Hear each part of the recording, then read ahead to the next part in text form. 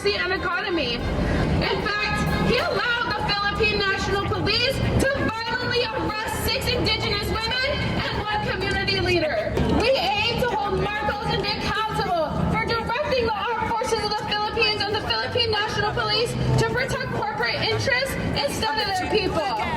We call on U.S. legislators to see Marcos for who he really is, a criminal! Together, the U.S. Marcos regime is the #1 enemy of the Filipino people! Fusion with the Philippine government, the U.S. now operates 9 military sites on our soil. Instead of denouncing U.S. aggression abroad, Marcos allows the Philippines to be a launching pad for U.S. aggression. USS Abraham Lincoln, which attacked Iran, was deployed from our motherland.